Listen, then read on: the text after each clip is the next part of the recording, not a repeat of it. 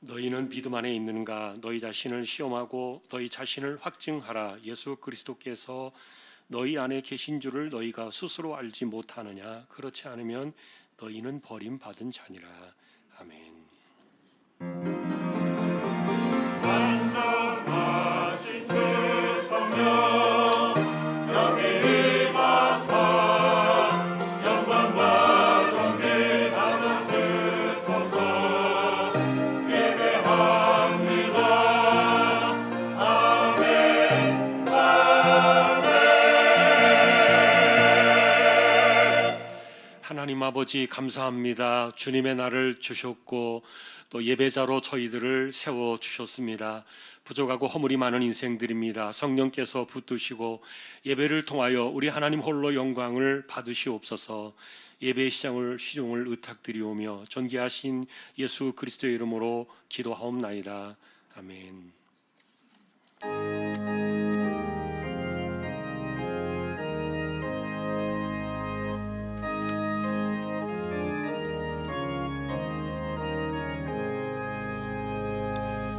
만복의 근원 하나님 온 백성 찬송 드리고 저 천사여 찬송하세. 찬송 성부 성자 성령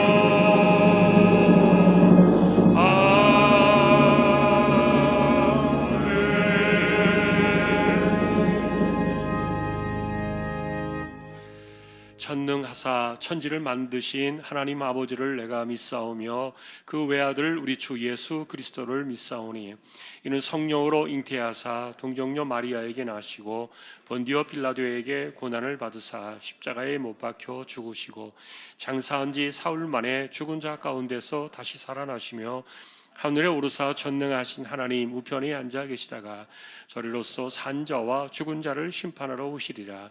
성령을 믿사오며 거룩한 공예와 성도가 교통하는 것과 죄를 사하여 주시는 것과 몸이 다시 사는 것과 영원히 사는 것을 믿사옵나이다.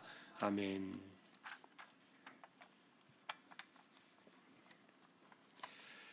지존자여 시편금과 비파와 수금으로 여호와께 감사하며 주의 이름을 찬양하고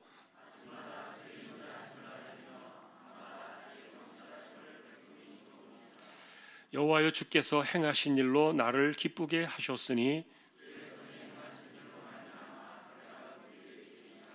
의인은 종려나무같이 번성하며 레바논의 백향목같이 성장하리로다.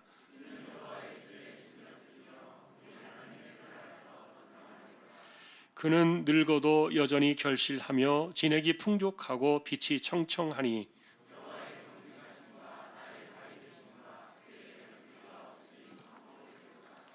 아멘.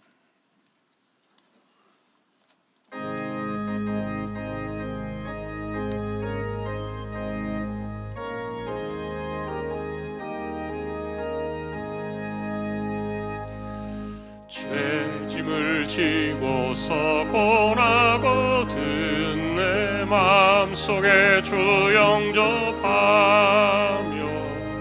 새 사람 되기를 원하거든 내 구주를 영접하라. 의심을 다 버리고 구주를 영접하라. 마음은 다 열어놓고 내 구주를 영접하라. 정결케 되기를 원하거든 내 마음속에 주 영접하며 생명수 마시기 원하거든 내 구주를 영접하라. 의심을 다 버리고 구주를 영접하라. 마음은 다 열어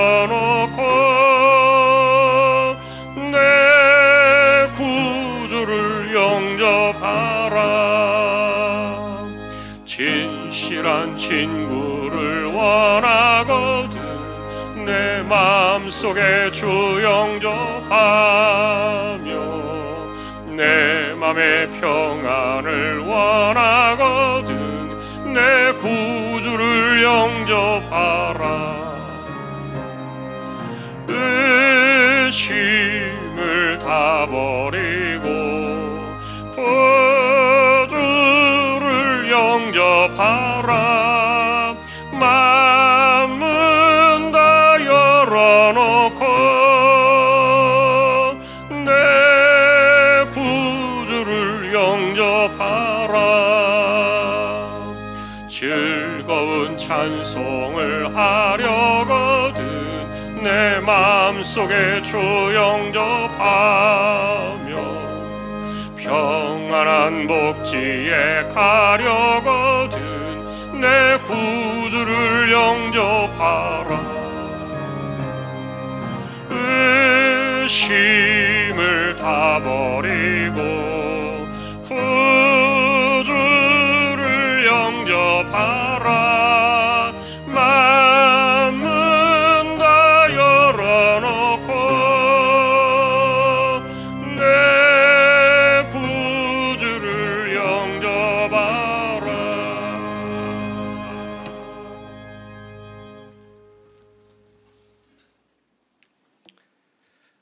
너희가 그 은혜를 인하여 믿음으로 말미암아 구원을 얻었나니 이것이 너희에게서 난 것이 아니요 하나님의 선물이라. 하나님의 선물은 우리의 행함이 아니고 오직 믿음을 허락하여 칭의의 은혜를 주셔서 우리를 구원하여 영광의 자리로 끝까지 이끄시는 삼일체 하나님께 이 시간 영광과 감사와 찬양을 올려드립니다. 하나님, 우리의 마음과 정성을 다하여 드리는 예배와 찬양을 받아주시고 우리가 하나님을 더 많이 알고 거룩함을 닮아가도록 인도하여 주시기를 기도합니다. 하나님께서는 예수님의 십자가 대속으로 우리를 의롭다 인정해 주셔서 구원하셨지만 우리 안에 있는 죄된 속성은 하나님을 잊어버리고 교만과 죄악으로 하나님을 무시하며 잘못 행할 때가 많습니다. 우리의 잘못과 죄들을 용서하여 주시고 정결하게 하여 주셔서 주님 앞에 나아가 말씀 안에 거하고 항상 믿음으로 승리하게 하여 주십시오. 하나님, 우리는 나태하고 게을러서 예배드리는 일조차도 코로나를 핑계로 묵인되었던 지난 날들을 돌아봅니다. 비대면 거리두기를 끝내고 일상에서 조심하여 예배드리는 것을 방해하거나 제한하지도 않는데 아직도 영상으로만 예배드리며 형식적으로만 참여하고 있지는 않은가 돌아봅니다. 우리 마음에 간절히 하나님을 찾고 믿음과 열정을 회복하게 하여 주시기를 간구합니다. 올해는 10월 30일 주일에 겨자씨 천국잔치를 그동안 예배당에 참여하는 데 주저하고 있는 주황의 모든 성도들이 함께 예배드리는 일에 초점을 맞춰서 진행하고자 합니다. 구역장과 구역원, 각 전도회장과 전도회원 및 모든 기관들이 함께 이 일에 총력을 기울여 코로나 이전에 모였던 성도들이 모두 참여하여 예배를 회복하는 기회가 될 수 있도록 인도하여 주시기를 간절히 기도합니다. 하나님, 우리나라를 지금까지 복주셔서 수많은 선교사를 파송하게 하시고 주님 나라 확정에 사용하시니 감사합니다.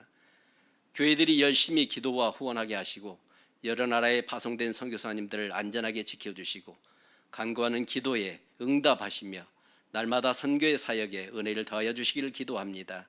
우리 교회가 파송한 미얀마와 라오스 그리고 네팔과 캄보디아 등 각 나라들마다 상황에 맞는 선교의 많은 열매를 맺을 수 있게 되기를 원합니다.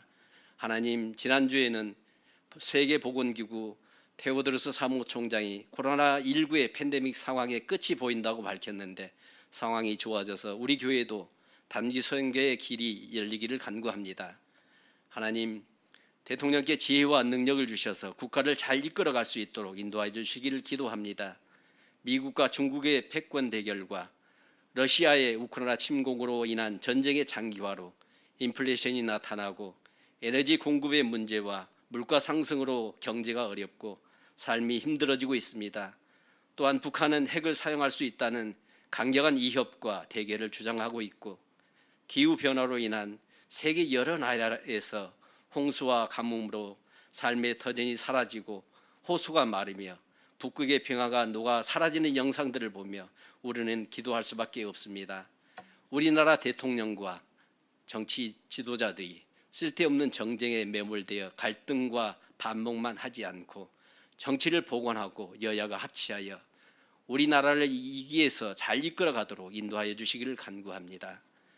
주한 가족들 가운데 연약한 성도들이 있습니다. 항암 치료 중인 성도들도 있습니다.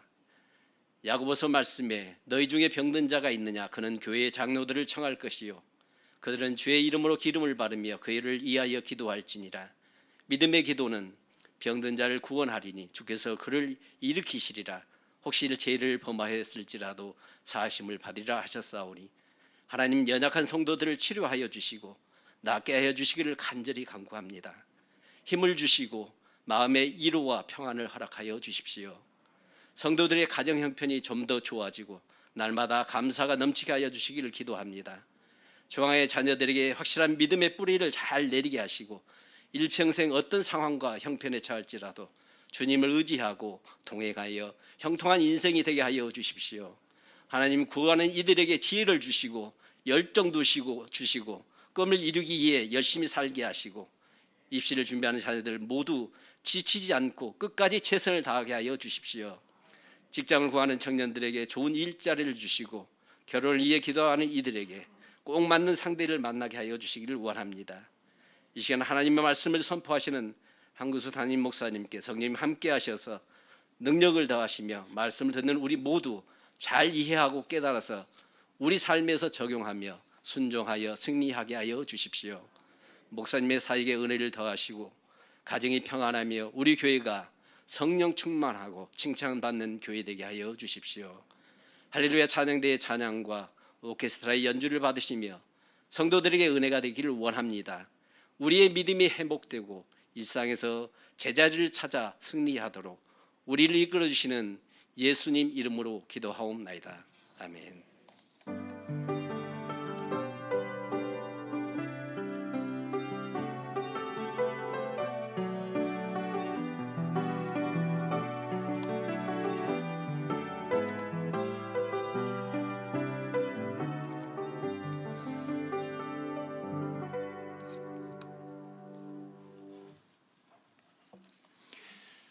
오늘 주실 하나님 말씀은 히브리서 9장이 되겠습니다.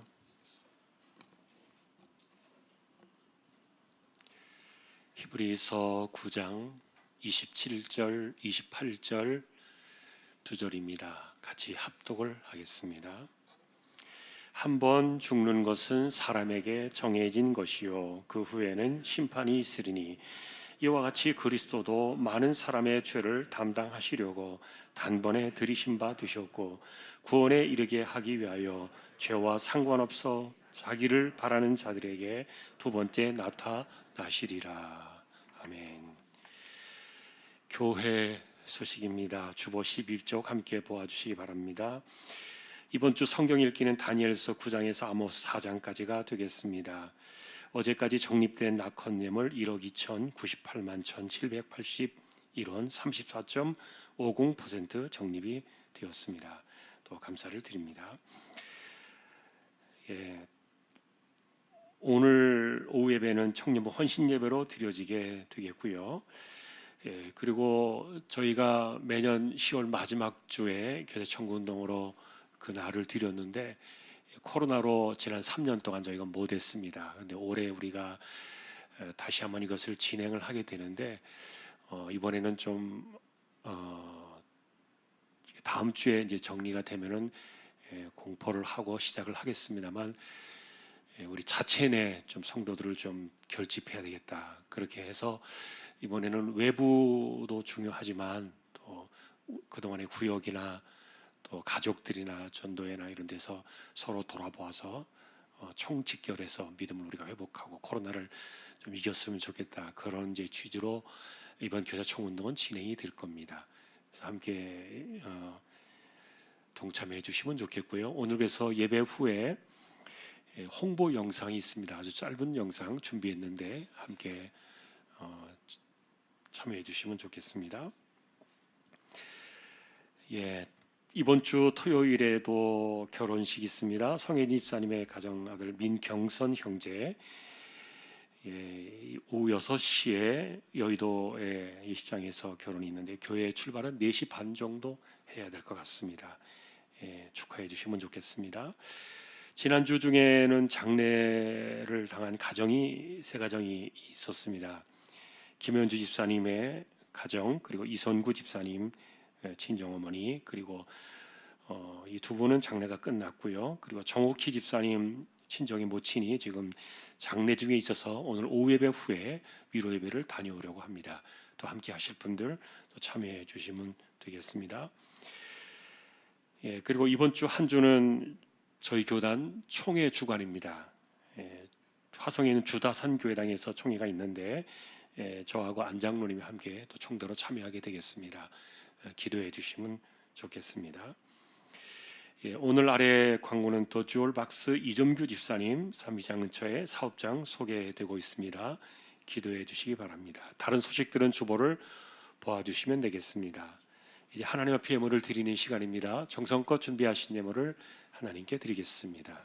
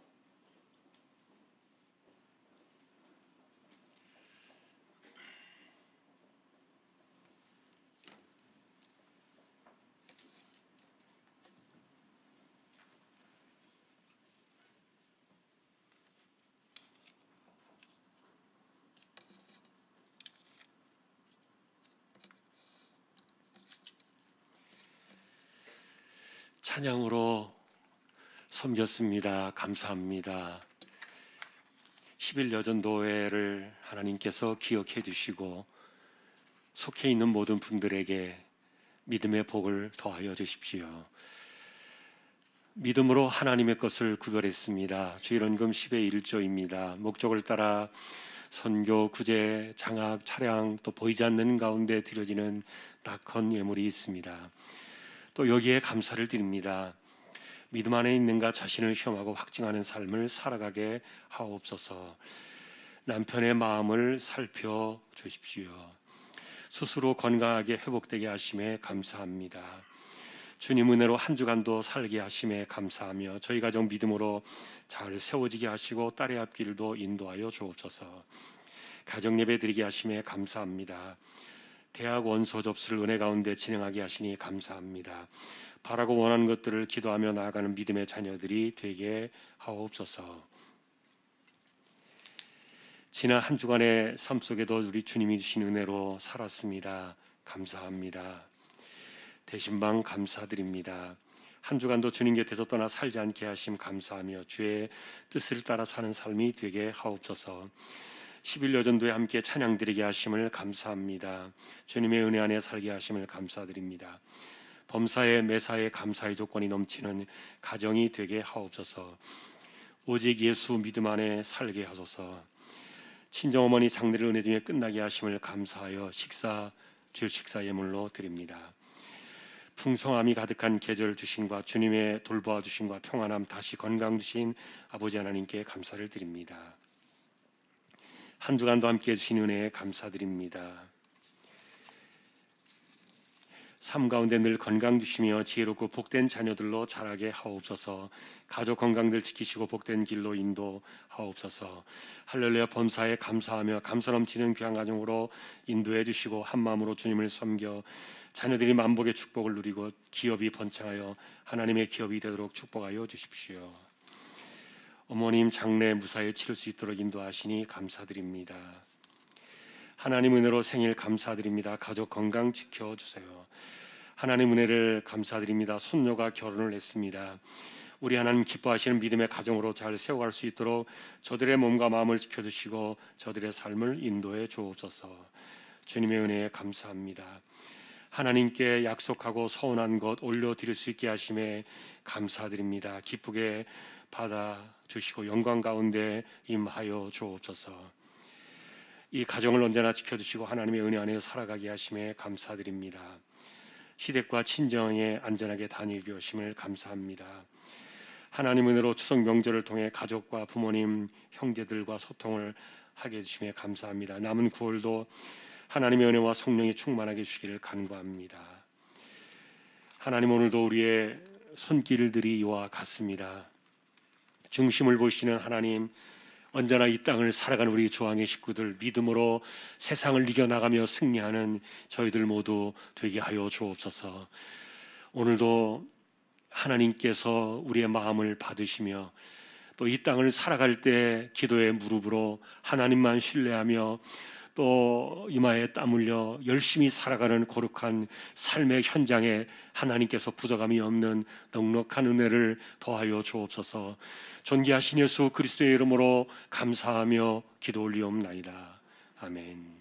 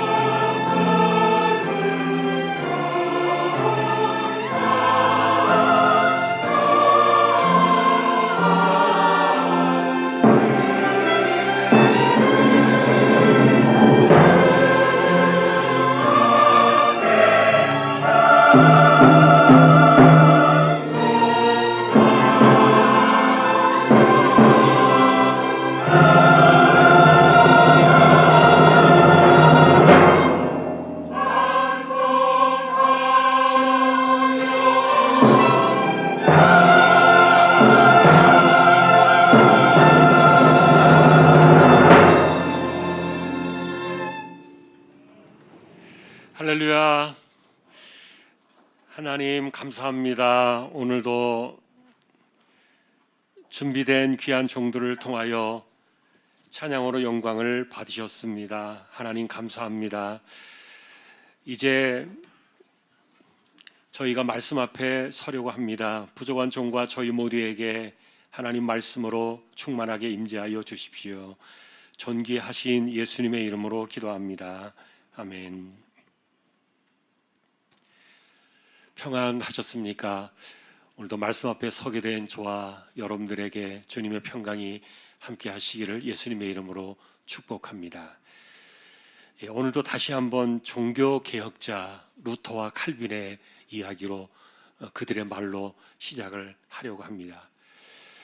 루터는 교회가 이신칭의를 버리면 그 교회는 사라질 것이다, 그렇게 예언을 했습니다. 또 칼빈은 이신칭의야말로 기독교 진리의 뼈대기 때문에 이신칭의를 바르게 이해하고 깨달아야 온전한 진리에 이를 것이다, 이렇게 그들은 전해 주었는데, 오늘날 우리가 이분들의 이야기를 되새길 때가 아닌가 그렇게 생각이 됩니다. 너무 많은 혼란들이 있는 세대입니다.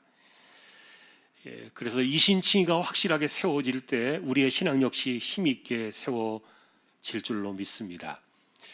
그래서 오늘은 칭의로 해결되어진 죄와 죽음의 관계, 이것을 풀어보려고 합니다. 여러분이 성경을 보시면 구약의 대부분은 죄에 대한 고발을 보실 겁니다. 그리고 그로 인해서 저주가 선포되어져 있는 것을 볼 수가 있는데, 지도자들의 죄, 그리고 백성들의 죄와 불순종, 그래서 그들이 어떻게 되었는가, 그 결과들에 대한 슬픈 기록들이 구약에는 피눈물로 얼룩져 남아 있습니다. 그리고 이런 그 내용의 끝말은 요한계시록이 되겠죠.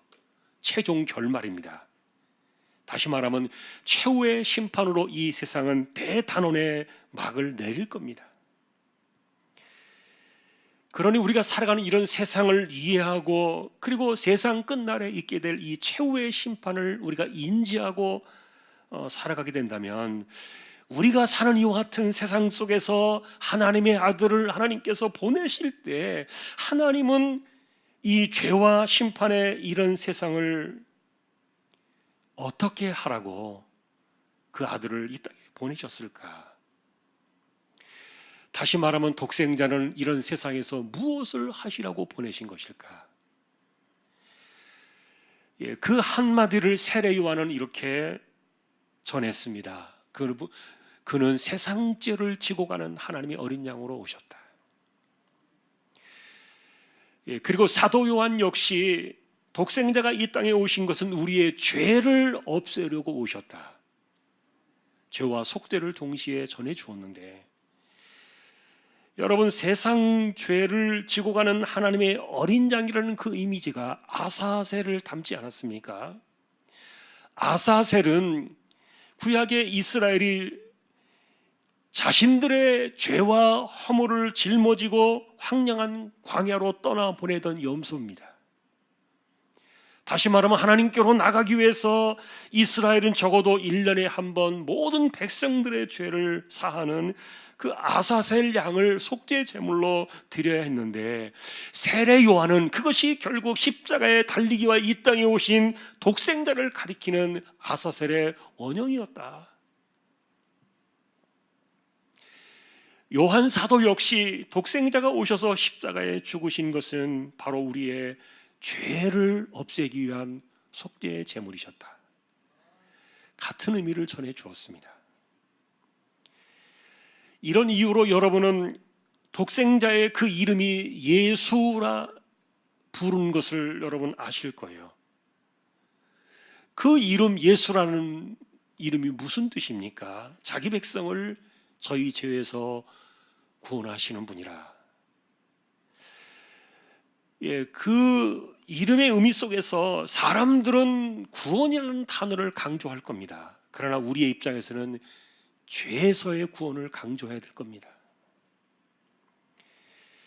그래서 마태는 예수님을 소개할 때 이분은 의인을 부르러 오신 것이 아니라 죄인들을 부르러 오셨다. 예수님도 스스로 자신에 대해서 말씀하시기를 그가 가신 그 십자가는 죄사함을 얻게 하려고 많은 사람을 위하여 흘리는 바 나의 피, 언약의 피가 될 것이다. 여러분, 놀라운 것은 이런 일들이 우리에게 고스란히 그냥 값없이 전가되어진 그리스도의 의로 들어온 것이 아닙니까? 다시 말하면 십자가에 죽으신 것이 우리의 죄 때문이었고 결국 우리에게 죄의 사함을 주시려고 그분의 피를 속죄의 피로 드린 것, 이것을 위해서 독생자를 보내셨다. 그래서 여러분, 이신 칭의 안에는 완전 속량의 무죄 선언이 포함되어 있는 겁니다. 이것은 우리가 끝없이 반복해도 부족한 주제예요. 하나도 남김없이 죄값을 완전하게 치르시고 그것을 우리에게 무한히 거둬두신 은혜, 그리스도의 전가된 의의 사건입니다. 여러분, 누가복음을 보셨습니까? 희한한 구원 사건 하나가 나와 있습니다. 예수님께서 십자가에 달리시던 그날 같은 시각, 같은 현장, 그곳에 다른 두 명의 행악자들도 있었는데 그 중에 하나가 이야기를 합니다. 예수여, 당신의 나라에 임하실 때에 나를 기억하소서. 여러분은 그가 했던 말이 무슨 뜻인지를 알고 계실 거예요. 그는 자기가 저지른 상당한 보응의 죄값으로, 자기의 죄값으로 십자가에 달린 행악자였지만 예수님은 옳지 않은 것이 하나도 없다고 말했던 바로 그 당사자였는데, 그러면서 예수님이 말씀하신 그분의 나라, 곧 하나님이 예비하신 천국에 나 같은 사람도 들어갈 수 있겠습니까? 요청을 했던 거예요.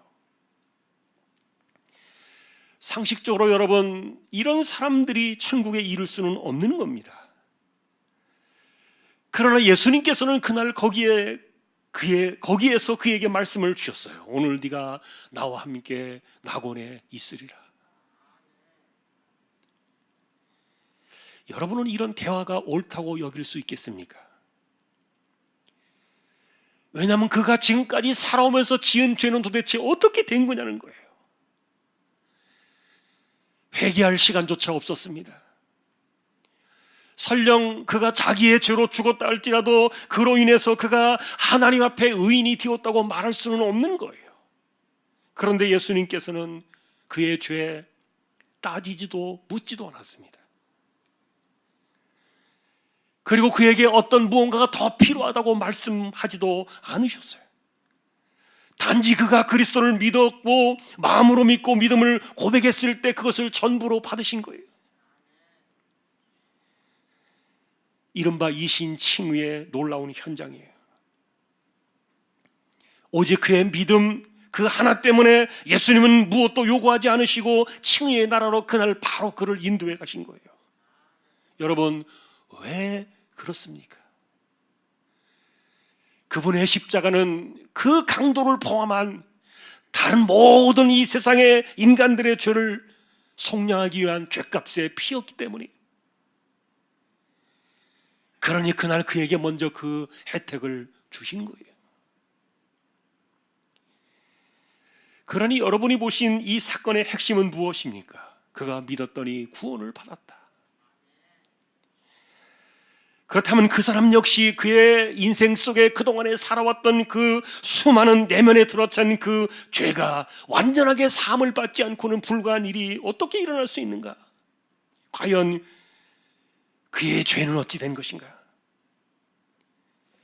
그런데 그 질문에 대해서 그가 그리스도를 믿었더니 오직 믿음으로만 그가 어떤 사람이었는가, 어떻게 살아왔는가, 그것에 대해 전혀 묻지 않으시고, 그리고 죄 씻을 시간을 기다리신 것도 아니시고 단숨에 의인들만이 들어갈 수 있는 하나님의 나라, 바로 그것에 초청을 해두신 거예요. 네가 오늘 나와 함께 낙원에 있으리라. 여러분께서 이 사건은 이신칭의에 관한 우리에게 몇 가지를 동시에 다 보여준 사건이에요. 첫째로 구원은 오직 믿음 하나만으로 충분했다. 두 번째는 이 칭의를 얻음과 동시에 그는 완전한 무죄라는 사실을 우리는 입증해 본 겁니다. 왜냐하면 그가 바로 주님의 나라에 들어갔기 때문에 그것은 그가 무죄하다는 사실을 입증한 증거라는 거예요. 그래서 여러분 이신칭의의 완전성에 대한 이 단면을 우리에게 보여준 사건입니다. 그러니 구원에 관한 우리의 신앙의 핵심은 이러합니다. 우리는 성경대로 그리스도께서 우리 죄를 위하여 죽으신 사실을 우리는 믿습니다. 다시 말하면 예수 그리스도는 우리가 범죄한 것 때문에 십자가에 내어주셨고 또한 우리를 의롭다 하시기 위하여 살아나신 사실입니다. 그가 죽으신 것이 우리의 죄 때문이라면 그가 무덤 문을 열고 살아나신 것은 우리를 영원한 칭의로 이끄시기 위하여 그리 되었다는 말이에요. 여러분이 모든 것이 십자가와 부활로 이루어진 사건입니다. 그러니 이신칭의는 죄 문제가 완전하게 해결되었다고 선포해 주시는 하나님의 완전 선언이에요. 그리스도 안에 있는 사람들에게는 더 이상 죄를 논할 필요가 없고 따질 필요조차 없어진 것, 이것이 이신칭인데 여러분 얼마나 놀랍습니까? 자, 그렇다면 이제 이렇게 하면서까지 하나님이 우리의 죄를 없애셔야만 할 이유는 무엇입니까? 이사야는 그 이유를 우리에게 이렇게 전해 주었습니다. 오직 너희의 죄악이 너희와 너희 하나님 사이를 갈라놓았고 너희의 죄가 그분의 얼굴을 가리워서 너희에게서 듣지 않으시게 함이라. 여러분이 이 구절을 신중하게 들으셔야 돼요. 우리의 죄가 하나님과 인간 사이에 무슨 문제를 일으킨 것입니까? 그리고 죄가 하나님과 우리를 갈라놓았다는 말이 무슨 뜻입니까? 그리고 죄가 그분의 얼굴을 가려서 우리로 하여금 우리의 말을 들을 수 없게 하셨다는 이것은 도대체 또 무엇입니까? 여러분, 이것을 우리가 자세히 들여다보면은 하나님은 왜 독생자를 그토록 처참하게 십자가에 내두시면서까지 우리의 죄를 풀어야만 하셨는지 우리는 이해할 수 있어요. 첫 번째로 죄 때문에 하나님과 우리가 갈라졌다는 그 이야기입니다. 여러분, 이것이 오늘 우리가 읽으신 본문 27절에 두 가지 사건 모두가 지닌 그 문제를 덮어내고 있습니다. 27절에는 두 가지 사건을 이야기해주고 있는데, 첫째는 한 번 죽는 것이 사람에게 정해진 것이고, 두 번째는 그 다음에는 심판이 있다는 사실이에요. 이것이 죄 때문에 하나님과 우리 사이를 갈라놓은 결정적인 문제로 생겨난 죄와 죽음의 사건이에요. 죄 때문에 죽음이 왔고 죄 때문에 심판이 남아있는 이 사실을 선포한 것입니다. 그렇다면 여러분, 인간들에게 한 번 죽는 것이 정해진 것은 언제일까? 어떤 사람들은 본래부터 사람이 날 때부터 죽을 수밖에 없는 그런 운명으로 지어졌다, 이렇게 말하는 사람들도 있습니다. 그러나 여러분, 우리는 이신칭의를 살피면서 이 안에 담겨있는 중대한 그 원인은 아담의 전가된 죄 때문이라고 우리는 말씀을 보았어요. 사람이 죽어야만 하는 이 형벌은요, 우리의 죄가 아니에요. 아담이 지었던 단번의 죄, 그래서 동산에 쫓겨나서 너는 이제 흙이니까 흙으로 돌아갈지니라, 그때부터 이 사건이 우리에게 찾아온 거예요. 그래서 그 이후로 모든 인생들에게, 아담의 후손으로 찾아온 사람들에게 주어진 이 운명이 무엇입니까? 그들은 흙으로 돌아가야 하는 이 중대한 사실 앞에 인생이 놓여진 거예요. 그러니 여러분, 히브리서 오늘 이 말씀은요, 창세기 이후에 3장 이후에 정해진 말씀들을 우리에게 전해준 것이에요. 자, 그러나 여러분, 문제는 죽음 이후에 찾아오는 심판입니다. 이것이 더 심각하고 더 큰 문제인데, 하나님과 우리가 갈라졌다는 말은 여러분 단순하게 표현해 보면은 우리가 죄 때문에 나뭇가지를 꺾어 놓은 그런 꽃가지처럼 되어버렸다는 그런 뜻이에요. 창조주 하나님에게서 끊어진 인생들은 시간이 지나면 뿌리가 없어서 시들어버리는 꽃가지처럼 잠깐만 살다가 가는 인생이 되어버리고 만 겁니다. 이것이 죽음으로 우리에게 찾아온 것이지만 그러나 문제는 그 이유라는 거예요. 여러분, 꽃가지가 시들면 어떻게 합니까? 버려지는 것처럼 하나님에게서 갈라진 인생들은 영원히 버림을 받는 것인데, 그래서 하나님께서 그들을 위하여 따로 예배해 놓으신 지옥은요, 마치 버려진 인생의 죄를 영원토록 지우려고 태우려고 불을 내시는 인생의 소각장 같은 곳이 지옥이에요. 그러나 인간의 죄는요, 영원히 불타는 그 지옥의 불로 태운다 할지라도 소각될 수 없는 그런 죄악 가운데 지옥에 던져지니까 이 지옥이 얼마나 무서운 불입니까? 이단들이 이야기하는 것처럼 때가 되면 없어지거나 끝나는 그런 곳이 아니라는 말이, 한번 버려지게 되면 영원히 돌아나올 수 없는 그곳이 바로 지옥인데,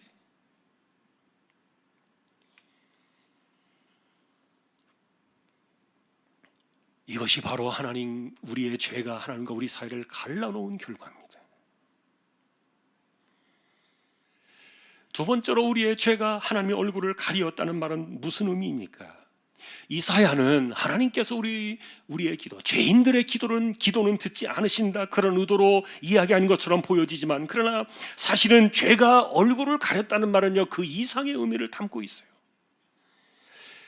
죄 때문에 하나님께서 인간들을 보지 않으시고 듣지 않으신다는 그 의미는요, 궁극적인 이미지는 버림받은 최악의 상태를 말하는 거예요. 죄 때문에 하나님과 우리의 관계가 끊어졌다는 결정적인 표시인데, 여러분, 사람 사이에서도 관계가 끊어지면 얼굴을 돌리잖아요. 그러니 갈라놓았다는 말과 이 얼굴을 가리었다는 말은요, 큰 차이가 없어요. 단지 죄 때문에 하나님께서 끊어져 어떤 은혜도 축복도 기대할 수 없는 인생 최악의 비극에 떨어지게 된 것, 이게 바로 우리 모두의 죄 때문이다.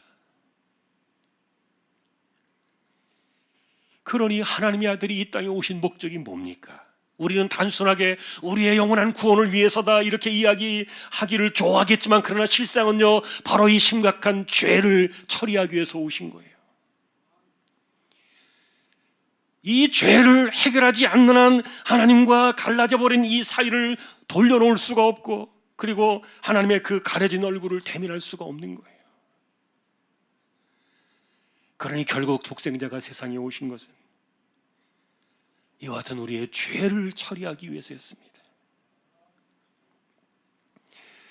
그래서 죄로 인해 갈라져 버린 하나님과 우리 사이가 갈라진 그 관계로 죽음과 심판이 왔는데,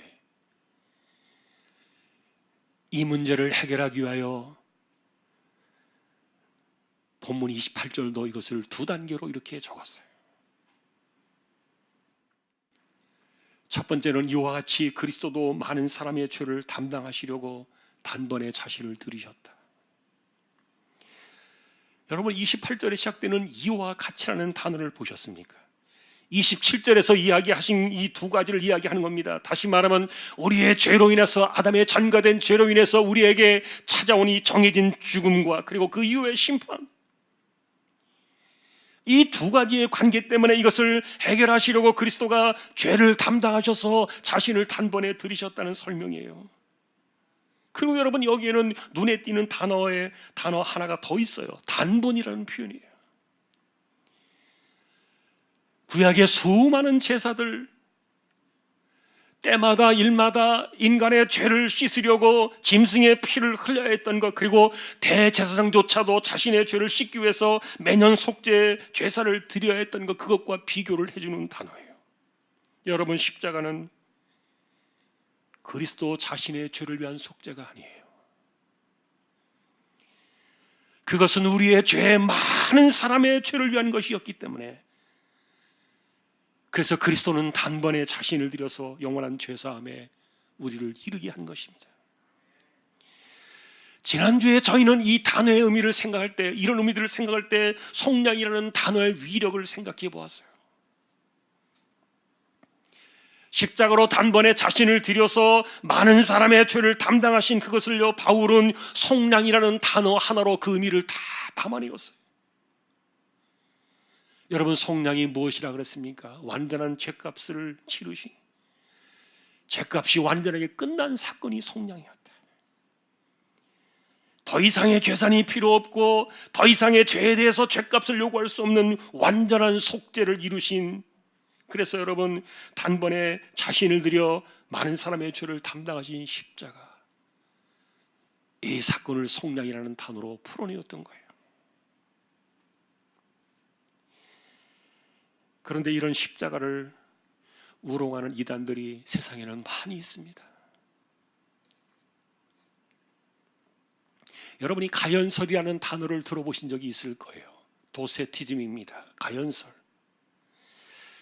이들은 육체는 죄가 있는 더러운 몸이기 때문에 신령하신 예수님께서는 육신 안에 들어오실 수 없다는 거예요. 그래서 이들은 예수님의 인성과 그리고 성육신을 부인하는 이단이에요. 가연설은 그래서 예수님은 인간처럼 보이지만 그러나 실제로는 인간이 아니다라고 이렇게 이야기하는 주장들인데, 근데 여러분 이들의 이 가연설의 문제는 뭡니까? 독생자가 오셔서 십자가에 죽으신 속량의 그 사건은요, 우리와 같은 몸으로 당하신 사건이에요. 다시 말하면 이사야가 이야기했던 우리의 허물을 위해서 그분이 찔리시고 우리의 죄를 위해서 그분이 상하시고 우리의 평화를 위해서 그분이 징계를 당하시고 우리의 나음을 위해서 채찍을 맞으신 것, 그래서 머리에 쓰신 가시관과 손과 발에 박혔던 그 대못과 옆구리에 찔리신 창자국과 그리고 물과 피를 모두 다 쏟아내 하셨던 마지막 고통까지, 심지어는 지옥에 떨어져야 될 그것을 대신해서 엘리 엘리 라마 사박다니 버림을 받으셨던 그 모든 일들까지도 독생자는 우리와 같은 몸으로 이 모든 사실을 감당하신 거예요.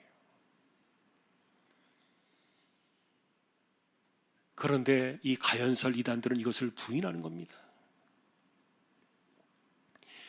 여러분, 불행하게도 이런 이단의 옷을 입고 비슷하게 우리 곁에 남아있는 사람들이 지금 구원파라고 부르는 일종의 이단들이에요. 권신찬, 이요한, 박옥수 계열로 새를 떨치고 있는 구원파가 그들인데, 이들은 여러분 십자가로 단번에 자신을 드린 그리스도의 십자가의 속량이 거기에 무게를 두지 않아요. 이들은 구원을 이야기합니다. 특별한 영의 세계에서 일어난 영적 깨달음을 통해서 구원에 이르는 것이지, 우리와 같은 몸으로 십자가의 죄값을 치르신 이 놀라운 험한 십자가의 그 고통은 이야기하지 않는 거예요.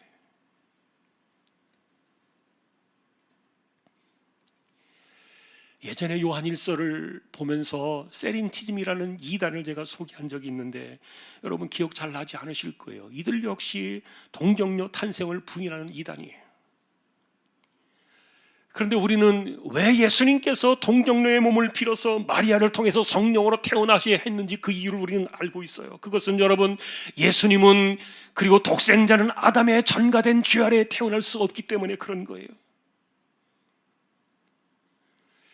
그러나 이들은 동정녀의 탄생을 부인하기 때문에 예수님도 평범한 인간으로 태어나셨다, 그렇게 주장을 하는 겁니다. 그러다 보니까 그가 세례를 받으실 때 그리스도의 영이 임하여 그가 예수 그리스도가 된 것이지, 그런데 십자가에 죽으실 때는 그리스도의 영이 떠나가고 평범한 인간 예수만 남아서 죽었다, 이렇게 이야기하는 이단이에요. 근데 여러분, 이런 세렌티안의 이단들이 오늘날 이단의 옷을 입고 우리나라에 얼마나 많은 사람들이 와 있는지 몰라요. 그들은 이렇게 이야기하는 거예요. 자신들에게 특별한 영이 임해가지고 자기가 재림 예수가 되고 자칭 하나님이 되고 그리고 자칭 보혜사가 되었다라고 말하는, 이것이 오늘날 이단들, 이 세렌티안 이단의 그 한 부류의 모습을 갖고 있는데, 자, 우리가 이단들에 대한 연구를 하고 그들에 대한 이야기를 우리가 생각할 필요는 없겠습니다만, 중요한 것은 그들은 절대적으로 중대한 진리를 버린 거예요. 그것이 뭐냐면 죄와 죽음의 문제입니다. 여러분, 우리가 죽어야 되는 이 죽음 속에 갇혀버린 것은 우리의 죄 때문이 아니라 아담의 전가된 죄 때문이라고 말씀을 드렸어요. 아담의 전가된 죄 아래 모든 이 땅에 태어난 인류는 죽음 아래 갇힐 수밖에 없는 겁니다. 그러니 독생자가 이 죄와 죽음의 문제에서 우리를 해결하러 오실 때 그분은 두 가지 조건을 만족해야 했던 거예요. 첫째는 반드시 우리와 같은 육신을 입으셔야 했던 겁니다. 그래서 그리스도 역시 한 번 죽어야 되는 그 사망 아래 동일한 육신을 가지고 오셨던 겁니다. 하지만 두 번째로 그분은 죄가 없으셔야 했습니다. 그래야만 우리의 죄값을 대신할 수가 있었기 때문에 여러분이 이 진리를 이미 알고 계실 거예요. 그리스도는 우리와 같은 육신을 입고 한 번 죽어야 되는 이 사망 아래 오셨지만 그러나 우리와 달리 죄가 없으셔야 했기 때문에 동정녀의 몸을 빌어서 오셔야 했고 무죄하신 그 몸으로 우리의 죄값을 치르신 겁니다. 결국 독생자는 이 죄와 죽음의 문제를 처리하기 위해서 하늘 보좌를 떠나서 우리와 같은 몸을 입으시고 이 사망 아래에서 십자가 아래에서 죄값을 모두 풀어내셨던 거예요. 그러니 오늘도 우리는 이 신친가 가져오는 이 위대한 선물에 감사하면서 살아야 됩니다. 하나님의 아들은 십자가에 죽으셨지만 우리에게는 무죄를 주셨습니다.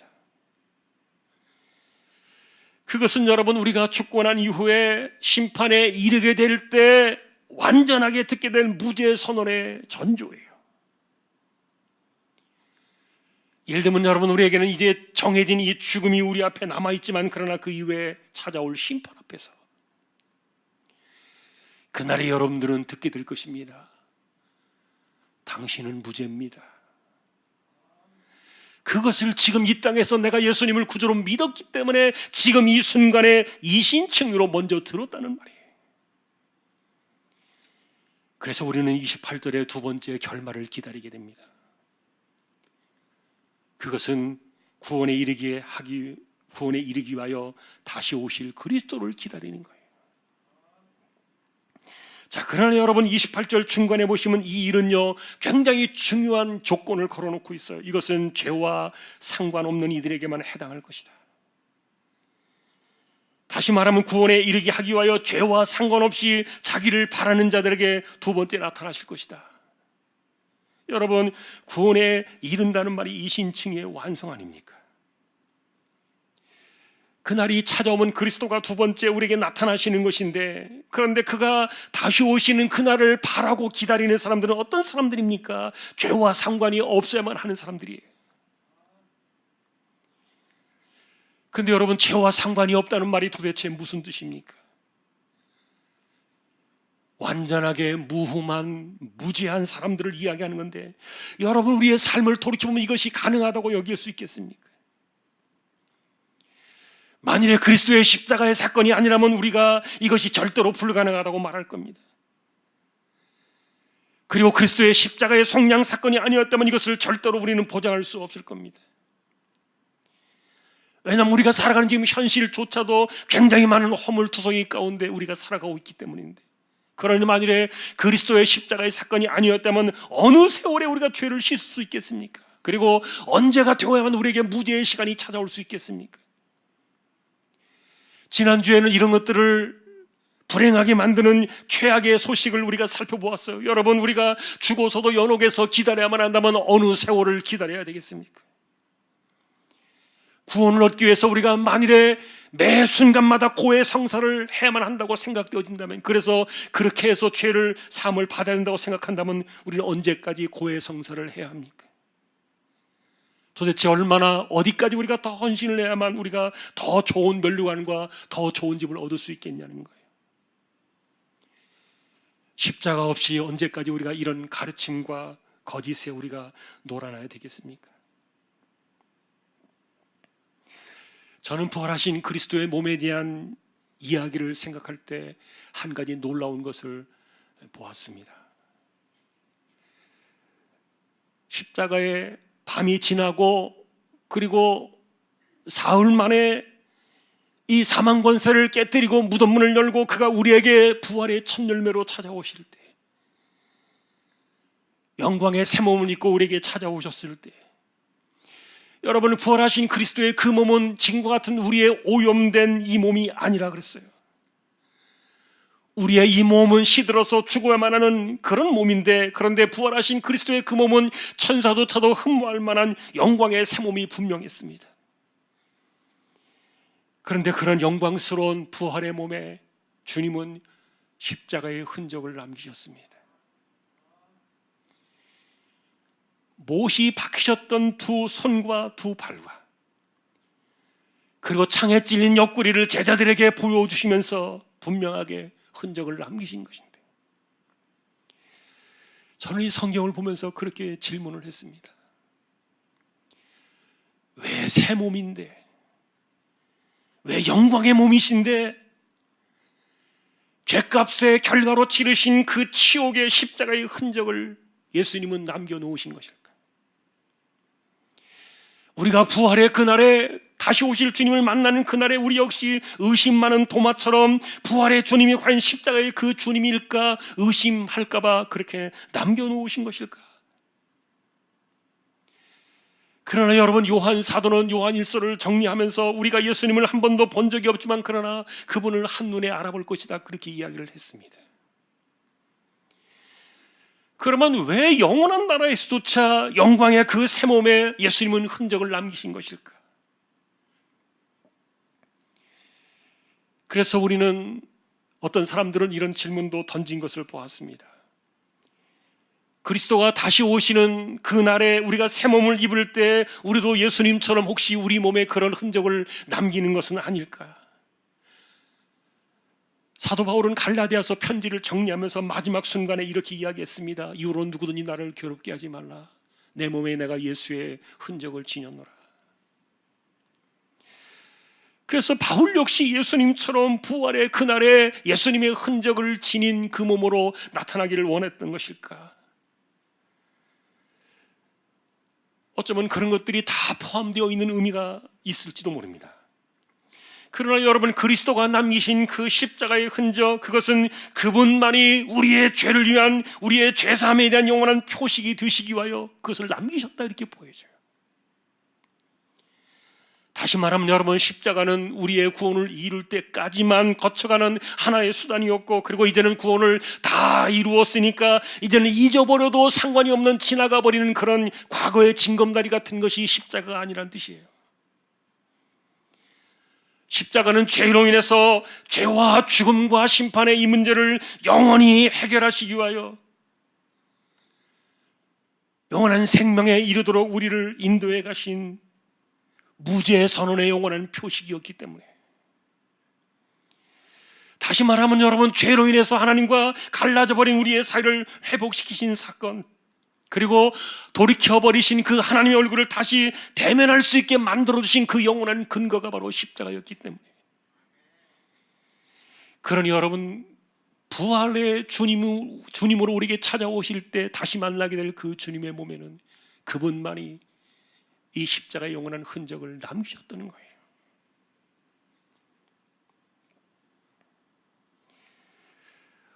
오늘 우리는 칭의 안에서 해결되어진 죄와 죽음의 문제를 보고 있습니다.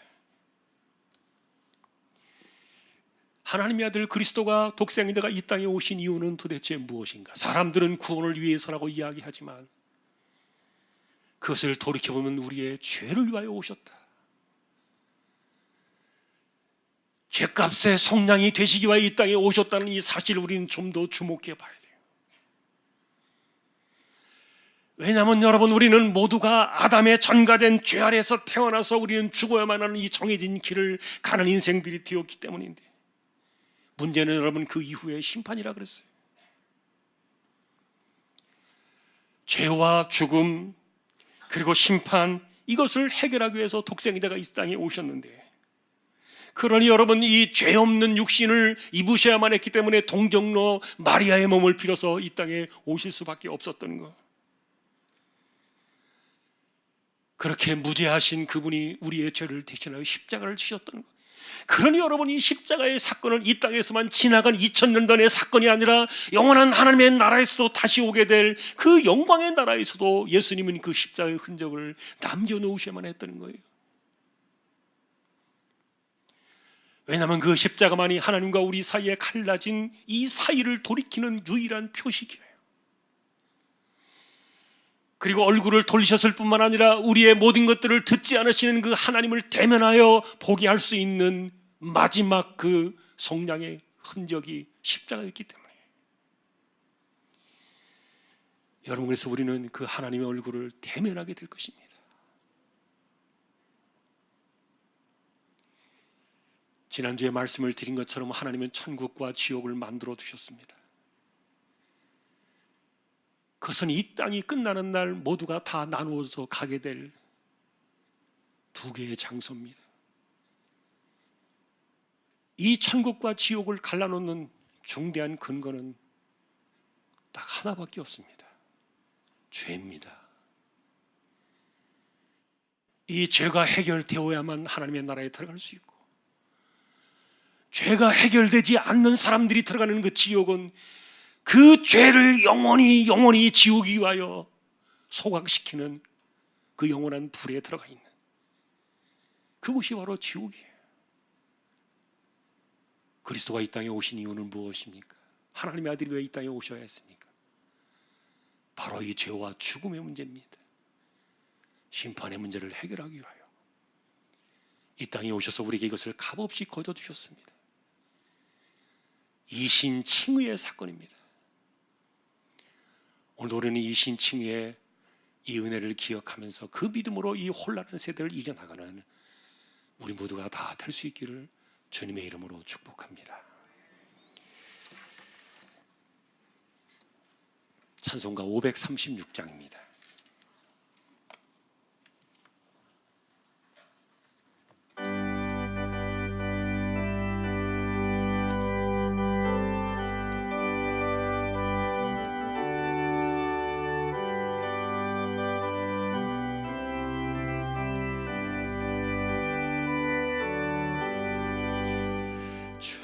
죄짐에 눌린 사람은 다 주께 나오라.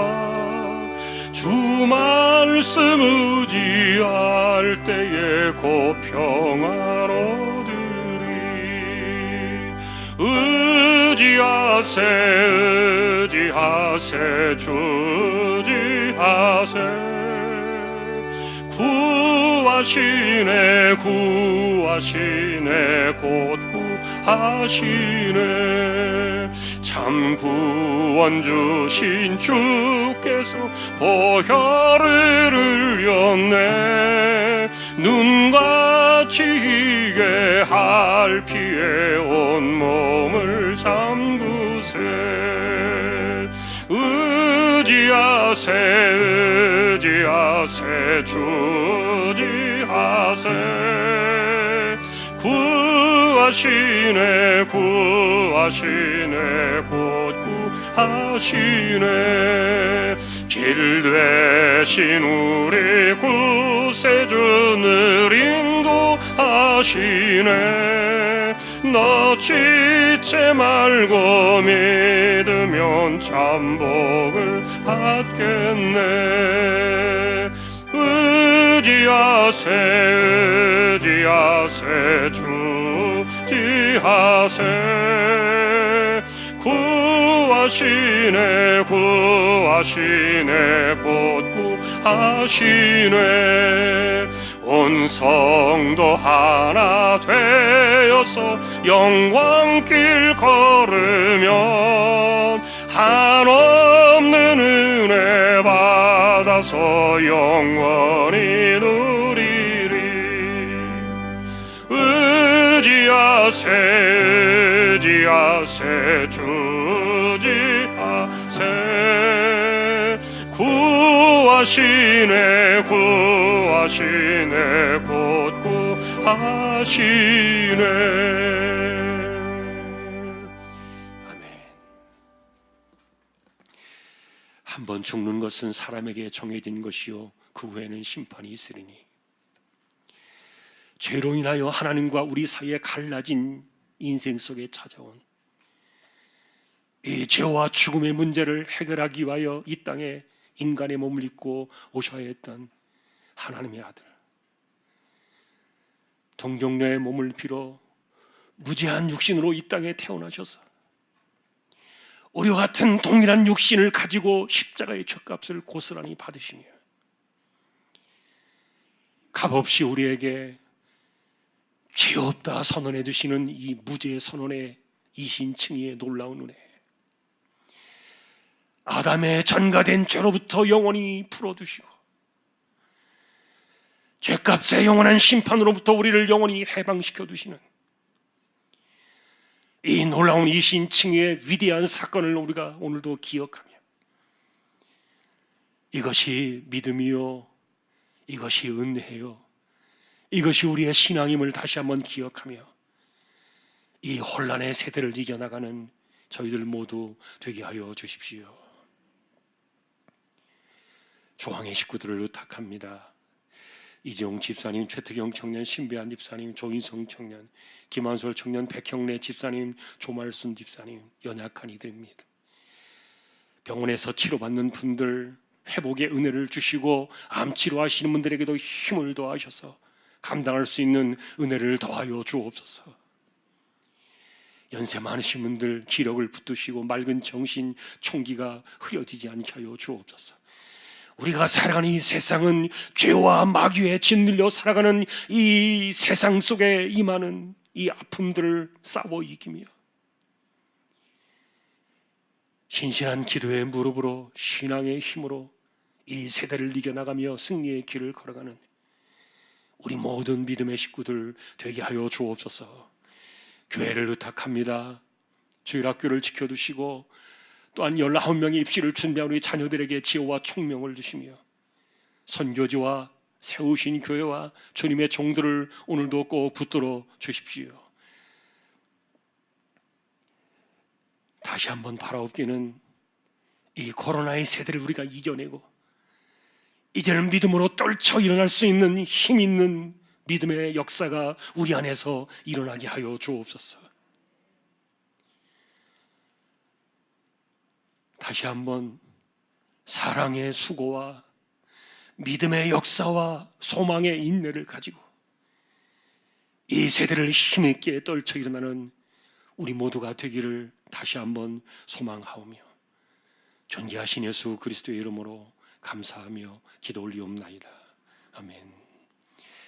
일어나셔서 축도로 예배를 마치겠습니다.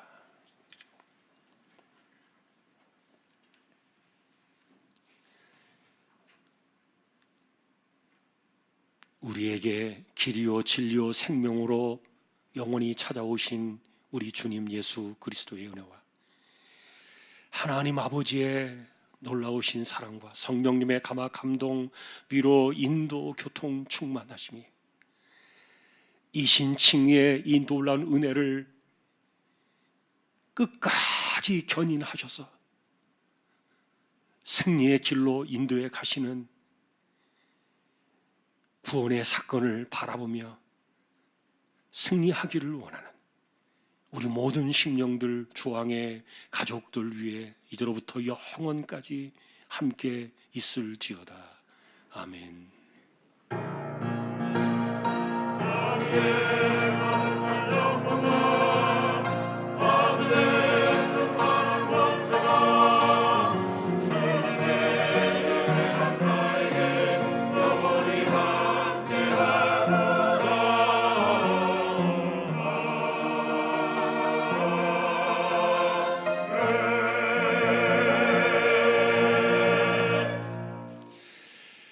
오늘 인사하실 분들이 있고 또 수료증이 있는데 먼저 영상부터 잠깐 보겠습니다. 우리 준비된 영상 아주 짧은 건데 함께 보시겠습니다. 코로나19로 인한 2년여간의 사회적 거리두기. 함께 모여 예배 드릴 수조차 없었던 시간. 선생님, 이런 친구들 얼른 보고 싶어요. 코로나가 빨리 없어졌으면 좋겠어요. 소모임 같은 경우도 직접 만나지 않고 온라인으로 진행하다 보니까 그게 조금 아쉬웠던 것 같아요. 불편하고 예배드린 거 같지 않고 이 자리에서 예배드리고 하나님 만나는 게 더 좋은 것 같아요. 여전히 어려운 상황이지만 이제는 돌아가야 할 때입니다. 예배다운 예배의 회복을 꿈꾸며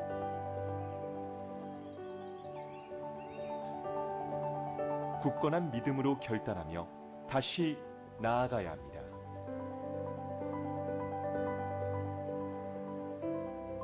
그리스도의 몸으로서의 교회가 회복되도록 참된 예배 공동체를 이룰 수 있도록 주님의 자녀가 되던 그 기쁨을 기억하기에 변함없는 주님의 그 사랑에 감사하며 하나님이 부르시는 그곳 다시 교회로 영원한 생명 십자가 앞에서 다시 뜨겁게